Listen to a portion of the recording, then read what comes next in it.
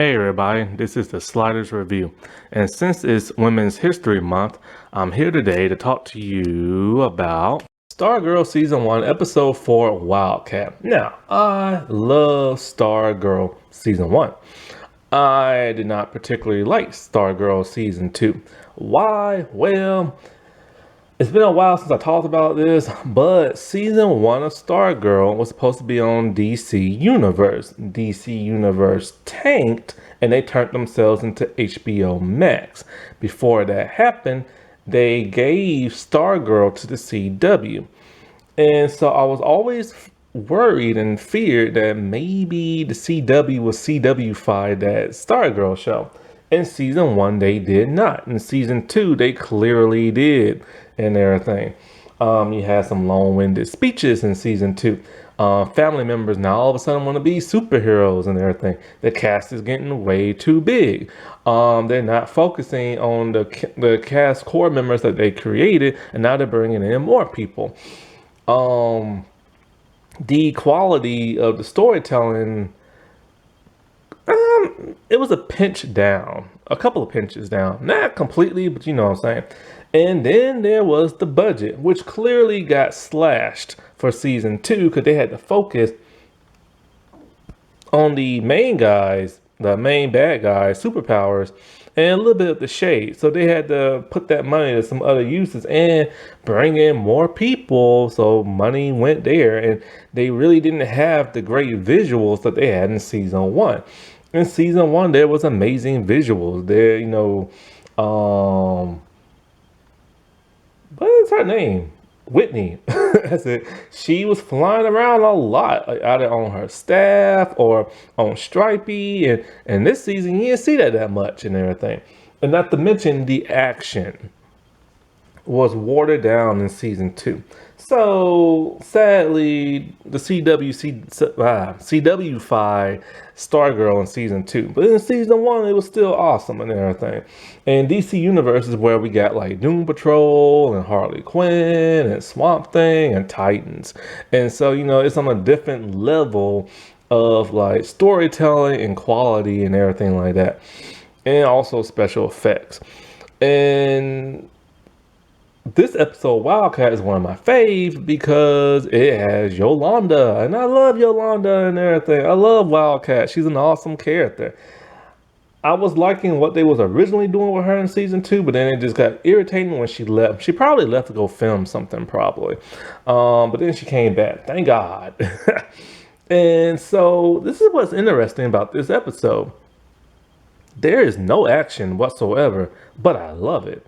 Why? Because the storytelling was good. See, if the storytelling was better in season 2, I wouldn't have mind the lack of action. But they CW-fied it with long-winded speeches and drama and this and that. And so that really irritated me. I started to review this show last year, but I had to give it up because I had to do a bunch of other stuff. But I'm getting back to it just now. And I need to do the Icicle, the 3rd episode. That's a good episode. Woo, that's a good episode. Anyway, but this episode basically focuses on Yolanda. So after the events of episode 3, the wizard dude and his son have died by the hand of Icicle. Whitney saw this and is very upset. She goes back into, I forget what it's called, the headquarters of the Justice Society, and she takes a bunch of stuff because she wants to recruit a brand new team.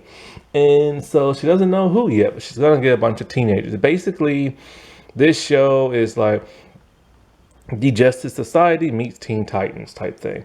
So she needs a wildcat and everything. So she needs somebody who knows how to fight. And she's looking through the yearbook and she sees that Yolanda is a pretty good boxer and everything. Now, with Yolanda this episode, we see the beginning of the flashback that happened 3 months ago. Why she's an outcast. She's dating crap, I'm forgetting people. It's been a long time since I talked about this show. I think the second season came out last year in the summer. Brainwave Junior, I think his name is. So she was dating him. he doesn't have his powers yet, but I'm just gonna call him that because I forgot his real name. She's dating him, and it was great. And then she was running for student body president. Her family was all excited.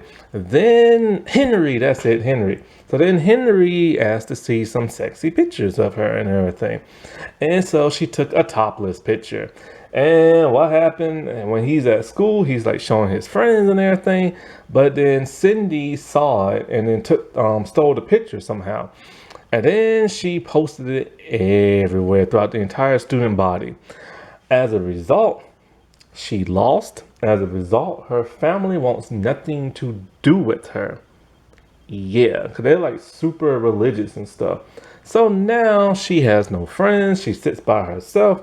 The other outcasts sit with her at lunch, but they don't talk. And Whitney is constantly stalking her, trying to be her friend. She doesn't want nothing to do with Whitney though. But Whitney is gonna persist because Whitney wants like a partner and everything. Because she can't take down Icicle by herself and the rest of the ISA. So she invites her over to dinner and she asks her mom, can she go? But the mom says no. And basically, the parents will not even talk to her. She's so grounded that she constantly has to just sit in her room every day after school. Well, one day, when she's upset and she's boxing at school, Whitney comes in and tries to talk to her, and she tells her, "I blew up Henry's car." And she's all like, "I know what he did to you and everything." But she doesn't know that it was Cindy and stuff. So they start to bond a little bit. She was like, "You want to see how I blew up the car?" And that's when she shows her the cosmic staff. And this is back when the cosmic staff had like a mind of its own and did whatever it wanted to. And so Yolanda is just kind of like, "Whoa, man, this is awesome and everything." But she's all like, "Hey, I got a costume for you too." But when Yolanda puts it on, she does not like it. It's super baggy because the original Wildcat was a lot bigger and stuff. And so when she puts on the cowl, all of a sudden the suit slims down and like it fits her body. Now the Wildcat suit in this is very reminiscent to that of Black Panther of the MCU. It has all these like energy discharges when you like land and hit stuff, and it's a purple glow. So it's basically they just ripped that off. I mean, it was popular at the time, so why not? And so now it's time to practice with your like new powers and everything. So she looks on Wikipedia to find out what Wildcat could do. And so she keeps having Yolanda do all that stuff. The claws, she like claws like the toaster. She starts climbing walls and everything. She lands on her feet. Does all kind of like flips and acrobatics. And the CGI was so good in this when she was climbing the walls. My God. It was literally like, you remember the first Spider-Man movie with Tobey Maguire when he climbed the wall for the first time and then he went woohoo and then he jumped off and started swinging? It was basically like that, but she didn't jump off and start swinging, but she was climbing it. And even when she slipped and fell, she caught herself and started climbing some more. And it was great CGI. There was only one wonky part of the CGI that comes much later in the episode. And then so they want to check. Well, actually, when they're practicing out in the street, they see Henry driving. They want to know, well, man, it's like late at night. Where's he going? So let's follow him and stuff. He went to the hospital. She informs Yolanda that his dad's a supervillain. And she's like, that makes sense. I really love the camaraderie between those two. That's why they're such best friends and had that huge blowout in season 2. And so it's like a fun little thing of them sneaking into like the hospital, and that was really fun to see.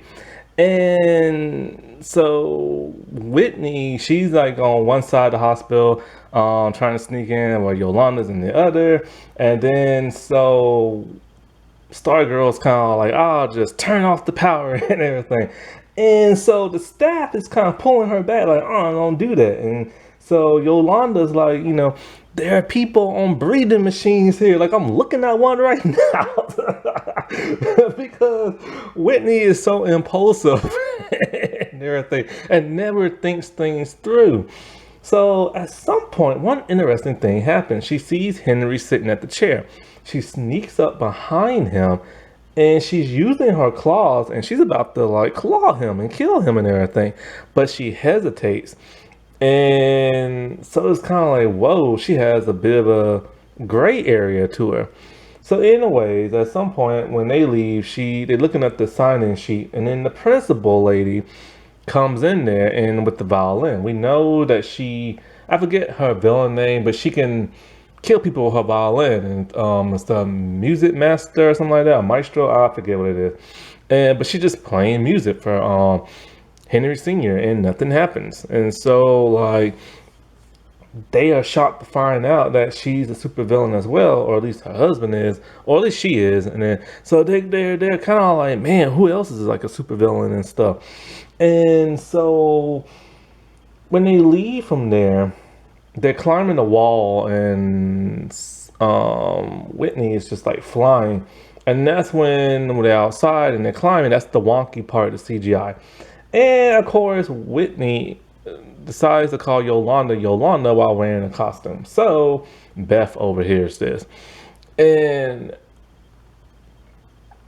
when they're home, at Whitney's home, Yolanda tells, this was awesome and everything, but I can't do this. I need to regain the person I used to be before I become somebody new. And so she declines on being a superhero because of what happened. She wants to rebuild,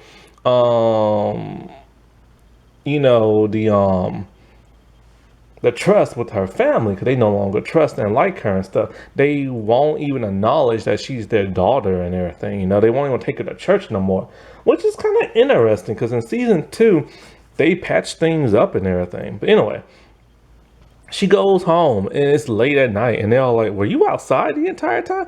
They had no idea she was gone for hours and hours and hours. That's how neglectful they are now.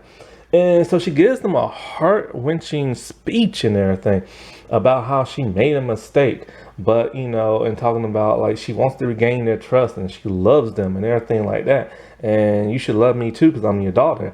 They just look at her and the mom's all like, we will never trust you again. I'm just like, dude, what she did was wrong, but you don't have to castrate her. You know what I'm saying? So she's upset. The only person who in the family that likes her is her little brother. And so she goes upstairs and everything, and she's sad, and she sees her window open and everything. And her favorite little stalker has come to leave her superhero costume next to her window with a note talking about, I can't do this without you. So, of course, she's going to join. Now, some other stuff that happens in this episode, when she was at school and Henry bumped into her, Cindy saw that, and Cindy basically threatens her and stuff, which Whitney, stops.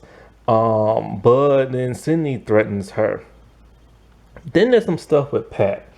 Pat is trying to fix his car and everything. And so he's in the junkyard with Zeke. I forgot Zeke was even in the first season.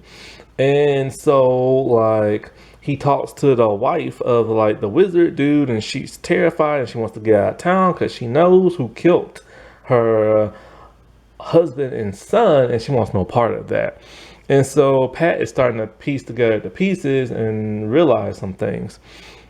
Like I said before, there is no action whatsoever in this episode. And it didn't even matter because everything that was in it was filmed and written so clever. It was comedic, it was fun, it was quirky and everything. And sadly, other shows should try to be like that. Like, the thing about Stargirl I loved about season 1 is that why can't other CW shows be like that? Why can't other other superhero shows be like that? Like, why not? Because, you look at Superman and Lois, and that looks completely different than anything the Arrowverse came up with. And people's always talking about, oh, Superman and Lois is the best superhero show ever, blah, blah, blah. But then they leave out Stargirl. And if they do mention Stargirl, they're like, oh, and Stargirl and everything. But, that's the problem with Stargirl. When it comes on air, people talk about it, and then once it leaves, everybody forgets about it because it goes such a long period in time before it comes back. It's normally a summer show, but now because of the CW canceling a lot of its shows. Now I think they're gonna move it to the fall now, which really sucks because I wanted this in the summer. Happy Women's History Month, everybody. All right, I'll talk to you later. Bye.